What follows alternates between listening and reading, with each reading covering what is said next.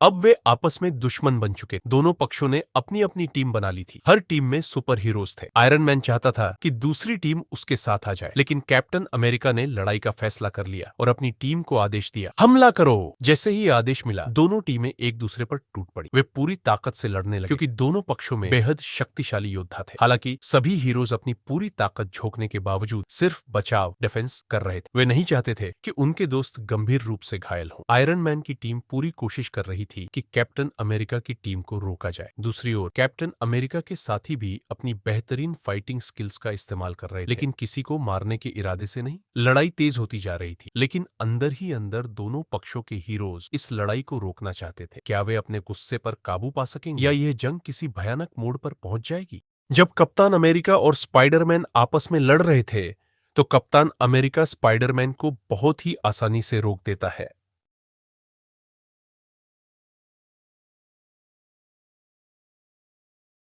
आदमी ने सफाई करने वाला सामान वहीं छोड़ दिया और वहां से चलना शुरू कर दिया। तभी पुलिस वालों ने उसे देखा और रोकने की कोशिश की, लेकिन वह अचानक भागने लगा और तेजी से वहां से निकल गया। पुलिस वालों को पता नहीं था कि उसके अंदर रख के जा रहा था वो बम था। कुछ ही समय बाद वह बम फट गया, जिससे व्हाइट हाउस के एक हिस्से को भारी नुकसान पहुंचा। इसी बीच गुंडों ने एक टीम बनाई और व्हाइट हाउस में घुसने लगे। जो भी गार्ड उन्हें दिखाई दिया, उन्होंने उसे तुरंत मार गिराया। वे तेजी से अंदर बढ़ते रहे और बड़ी निर्दयता से सभी सुरक्षा गार्डों को मारते गए।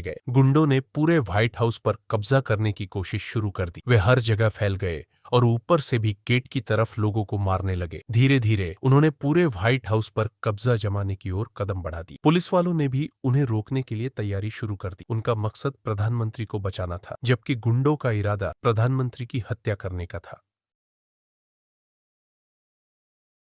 दोपहर का वक्त था, कड़ी धूप थी और कुछ लोग अपनी गाड़ियों में बैठे थे। अचानक एक कौआ उनकी गाड़ियों के पास आकर बैठ गया। ऐसा लग रहा था जैसे उसे किसी खतरनाक वायरस का असर हुआ हो। तभी पास में खड़ी एक बच्ची के हाथ से डिब्बा गिर गया। उसकी आवाज सुनकर कौआ जोर जोर से कांव कांव करने लगा। कुछ ही पलों में चारों दिशाओं से अनगिनत कौवे उड़ते हुए वहां आ पहुंचे। वे सब गाड़ियों के ऊपर मंडराने लगे। गाड़ियों में बैठे लड़कों ने तुरंत वहां से निकलने की योजना बनाई। जैसे ही वे गाड़ी से बाहर आए, कौवे उन पर झपटने लगे। लड़कों ने अपनी पिस्तौल निकाली और गोलियां चलानी शुरू कर दी। उन्होंने तुरंत गाड़ी स्टार्ट की और तेजी से भागने लगे। उनकी गाड़ी एक बड़े लोहे के पाइप से टकरा गई और वे गिर पड़े। अब कौवों ने उन पर हमला कर दिया। वे हर किसी को नोचते हुए मारने लगे। एक लड़का किसी तरह उठकर गाड़ी की छत पर चढ़ा और एक गैस पाइप खोला। उसने आग लगा दी, जिससे एक बड़ा धमाका हुआ। लेकिन यह चाल भी ज्यादा कारगर नहीं हुई। कौवे अब भी उन पर टूट पड़े थे। तभी अचानक एक रहस्यमयी लड़की वहां आ गई। उसने बस अपनी आंखों से कौवों की ओर देखा और तभी आग की एक तेज लपट चारों ओर फैल गई। आग इतनी भयानक थी